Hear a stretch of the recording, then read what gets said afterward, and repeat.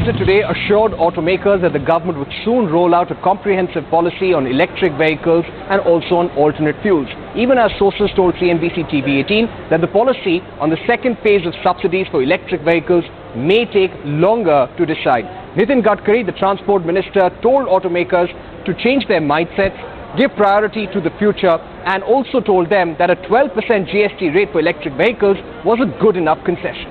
The goods and service tax has helped us rationalize supply chains and warehouses networks. Our reforms are on the move.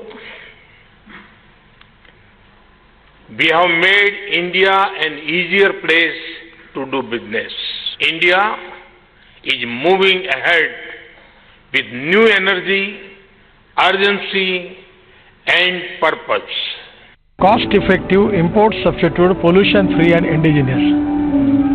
These are the most important things in our policies. We are encouraging the electric vehicle manufacturing in India and preferably make in India and made in India is our mission. So when you talk about subsidies and FAME 2, I think it's still being worked upon. What will be the focus? Will it be batteries? Will it be public transport? Only it is 12% GST on the electric vehicles. I feel that this is a great incentive. Okay. And finally, sir, going forward in the years to come, how will this become really popular? Because all the automakers today are saying that we need adequate infrastructure. You must just see, wait and watch. Within 2 years, total scenario will be changed. I think the challenge is on two-wheelers. That is because India has about 76% two-wheelers. We should put battery on two-wheelers. There's a challenge on three-wheelers where we need to electrify them. And the challenge is on public transportation. The focus should be on public transportation. And FAME 2, sir, whenever it's rolled out, what will be the focus of FAME 2? I think we've all heard the CEOs. Let's hear them. Their inputs will be critical. The 2 days of workshop here will give us inputs on how we need to take the future. It was a big showcase event for the Modi government to show how serious it is towards electric mobility in India.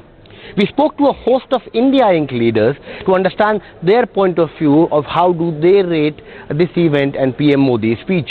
Sir, a lot of people were expecting some announcements on FAME 2. That didn't happen. But how will you rate the PM speech? PM's speech, as always, was outstanding. I mean, he focuses on the issues. He's very clear on what he wants.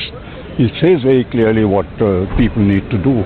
So I think that's the best way of communication. A lot of people say that, it is Maruti who can bring economies of scale to the electric vehicles. How prepared are we to really enter into the market? Mr. Suzuki made an announcement today.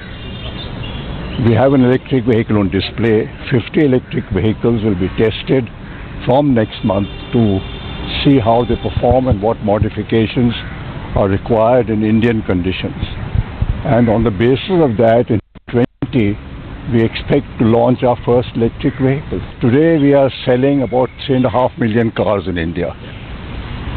If 30% of sales in 2030 become electric, there will be about 3 million cars, right? Which means that in 12 years, if we were a country which was not growing in numbers, we would have achieved almost 100% electrification. No country in the world is even targeting complete electrification in 12 years. The country has to move forward on the back of how we make mobility meet the 7 Cs. And the Prime Minister talked about 7 Cs today, which includes common, congestion-free, and so on and so forth. And I think it's a challenge to the industry on how do we deliver on that. It's not going to be easy. But if you really take a back seat and think about it, or step back and think about it, these 7 Cs can create so much virtuous cycle, so much other positive things that will come out of it. That if we really put our policies, our stakeholders working together to work towards the 7 Cs, I think it will be fantastic. What is it that you are expecting from the government to lay out? Well, I think what we need to do is that if you're going to make this happen, clearly one C that was not there is cost effective, and we do have to make it cost effective also, and there will be a viability gap in the beginning. we need to see how do we fill the viability gap. Do the OEMs put in some money in the beginning and get it back later on? Does the government put in some money? How does that happen? So we have to fill the viability gap. There are many challenges. For example, a common platform. Can India do a common platform? Or is it a situation where there will be 15 different platforms that will emerge? If 15 different platforms that emerge, then perhaps it will not be possible to get to that scale. That's what. So I think I don't have something which just happened. I don't have a 1, 2, 3, 4, 5 that needs to be done. But I think it's a food for thought. It was fantastic. I mean, he was very crystal clear. He initiated the thinking of the government. He initiated the change that is going to come in the entire mobility sector. And he has challenged the industry to come up and bring in innovations and bring in new products, new technologies. What is the expectations from the industry? Well, this industry, when you're making a change, has to be driven by regulation. So they have to bring the regulations out. What is the regulation? Like, there is a vehicle regulation today. All right. So for electric vehicle, there is no regulation as of now. So you need a framework. Just like हम बोलते हैं 7-seater होनी चाहिए, 10-seater होनी चाहिए, or it has to be X, Y, Z. So you need a regulation. What voltage would you operate your EV at? What power, speed, all those kind of things have to come, because somebody has to. You make a vehicle, somebody has to approve it, not pass it. What is necessary there? It's a little bit of framework of policies. What we see at the moment there, we have different actions always ongoing on different fields of this policy. Yeah? And there is a general framework necessary to get more security where the way goes. Because there is a lot of investment involved. And when you like to invest, you want also your money back. This is the private industry is like this working. And this is needed. It's not completed at the moment, and this is a little bit missing. And for this we are also waiting.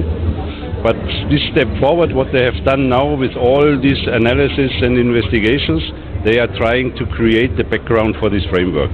And when this is then really done, then we have a stable policy, hopefully. And then the investment will also come here, and this will bring then the step forward. Speaking about Volkswagen Group, how are they really committed towards alternate fuels and getting them in India? We have a big strategy. It's not only alternative fuels. We are committed to electric vehicles. We will bring until 2025 30 electric vehicles worldwide. And this is ongoing through all the brands. We are working on alternative fuels because the percentage of old-fashioned cars with combustion engine will remain, but also there we have to work on improvement, that we are getting rid of the problems of the pollution.